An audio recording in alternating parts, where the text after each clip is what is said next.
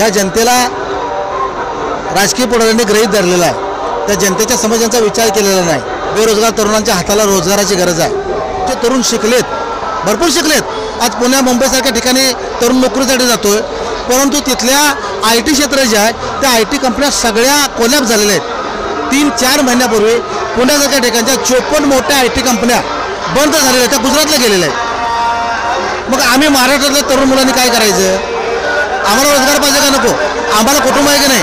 आज परिस्थिती पोरांची लग्न होत नाही, म्हणजे हा विनोदाचा विषय नाही, हा सिरियस विषय आहे। काय एकंदरीत ह्या सगळ्या परिस्थितीला कोणाला जबाबदार धराल?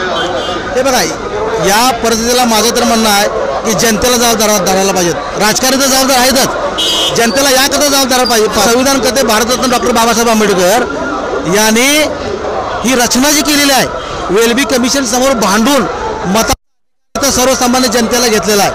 ही रिपब्लिक डेमोक्रेसी आहे आपली, म्हणजे प्रजासत्ताक लोकशाही आहे। इथं राजा प्रजा निवडून जाणारा सेवक आहे। आता इथं झालंय उलट, निवडून जाणारा झालाय मालक आणि त्यानं धरलाय आम्हाला ग्रहित। त्यामुळे आमच्या मताला किंमत आहे की नाही, त्यांनी काही निर्णय घ्यायचा, आमच्या मताला किंमत नाही, अशी अवस्था झालेली आहे। त्याच्यामुळं या मतदार म्हणजे संपूर्ण जनता जर आपण मतदार बघितलं तर मतदार किती सगळं आहे, तो राईट टू वोट बजावतो का? तो मतदान करतो की मताचा अधिकार बजावतो?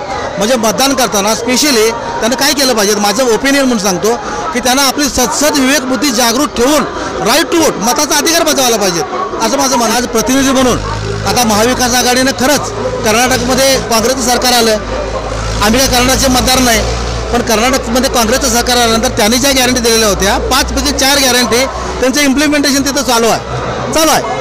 आता याच्या उलट मध्य प्रदेशच्या BJP सरकारनं लाडली बहीण नावाची योजना आणली, जशी आता महाराष्ट्राच्या शिंदे सरकारनं लाडकी बहीण आणली। आता जर बघितलं तुम्ही आता करंटमध्ये तर मध्य प्रदेशमधल्या या लाडल्या बहिणी सगळ्या ऊस तोडायला या मतदारसंघात आहेत। हे किती दुर्दैव आहे सांगा मला। या राष्ट्रातल्या 14,000 शाळा या महायुती सरकारनं बंद केल्या।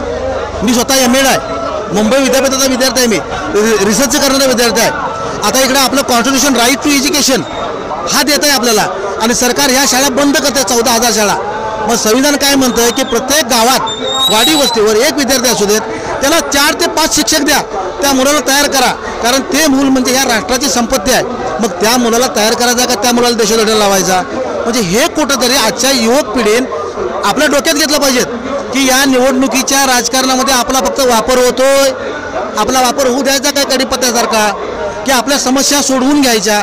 राजकारणात काय झालंय, आम्हाला मतदारांना गृहीत धरलंय, कारण आम्ही बोलत नाही, मतदार व्यक्त होत नाही, मतदार घाबरतो, कुठल्या तरी गटातटाच्या वर्चस्वाखाली आहे। तर असं मतदार व्यक्त व्हायला पाहिजे ना, कारण या देशातला निवडून येणारा माणूस, आपल्या मतदारसंघातला राजा जो निवडून आलाय, एकंदरीत तुम्हाला परिवर्तन पाहिजे असं तुमचं? हो। या परिवर्तनानं तुमच्या ज्या काही समस्या आहेत, म्हणजे रोजगार मिळेल तरुणांना म्हणताय, किंवा महागाईवर काहीतरी तोडगा निघेल, महागाई कमी व्हावी असं तुमचं मत आहे, तर ते होईल का? ती आश्वासनं तुमची पूर्ण केली जातील का? काय सांगा?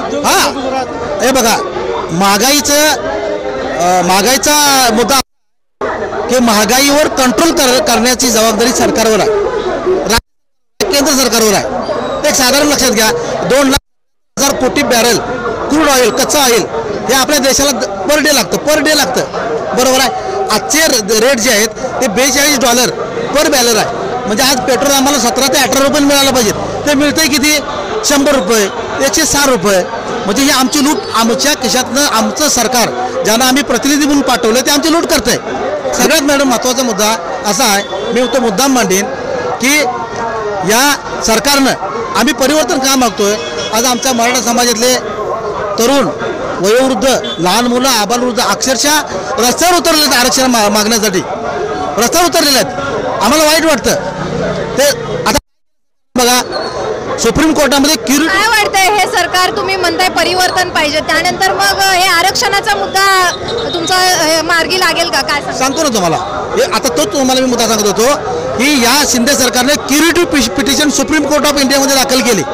आता क्युरेटिव्ह पिटिशन दाखल करताना ती जुन्या कायद्यावर केलेली नाही, यांनी केलेल्या नवीन कायद्यावर दाखल केली। आता जुन्या कायद्यावर जर केले असते तर ती पिटिशन टिकली असते, क्युरेटिव्ह पिटिशन। नवीन कायद्यामध्ये ही क्युरेटिव्ह पिटिशन दाखल केलेली असल्यामुळं पूर्वलक्षी प्रभावानं ती लागू करता येणार आणि ती फेटाळली जाणार। हे साधं गणित सरकारला माहिती नाही का? म्हणजे मराठा समाजातल्या तरुण तरुणींच्या भावनांचा जो काही यांनी खेळ मांडलेला आहे, बाजार मांडलेला आहे, तो वाईट आहे. त्यामुळे आज त्या समाजातल्या मराठा समाजात असं नाही तर संपूर्ण एकंदरीत जनतेतल्या बेरोजगार लोकांना युवतींना आज आमच्या महाराष्ट्रातल्या युवतींना कसली गरज आहे? शिक्षण तर पाहिजेत, रोजगार तर पाहिजेत, पण सगळ्यात तिला गरज आहे सुरक्षेची. ती गरज आहे का? गेल्या 3 महिन्यात NCRBचा रिपोर्ट जर बघितला तर 13,000 विनयभंगाच्या आणि बलात्काराच्या तक्रारी कॉमन तुम्ही NCRBच्या वेबसाईटवर जाऊन बघू शकता, दाखल आहे. मग या माझ्या माता बहिणीला 1500 रुपये देणार, त्याचं संरक्षणाचं काय केलं तुम्ही? संरक्षण त्यांचं केलं का? पोलीस ठाणे आहेत का? पोलीस ठाण्यामध्ये महिला पोलीस कर्मचारी आहेत का?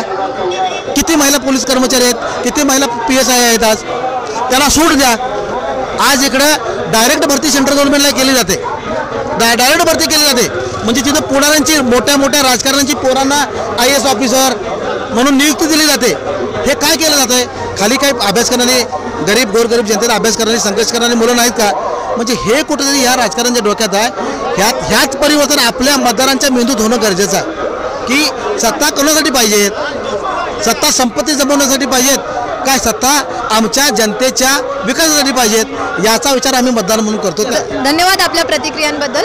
आत्ताच आपण पाहिलं मतदार हे अतिशय म्हणजे सुज्ञ आहेत, त्यांच्या प्रतिक्रिया ह्या अतिशय अभ्यासपूर्ण आहेत आणि जे काही आहे त्यांचं जे काही मत आहे ते योग्यच देतील अशी आपल्याला प्रतिक्रिया या माध्यमातून मिळत आहे. धन्यवाद.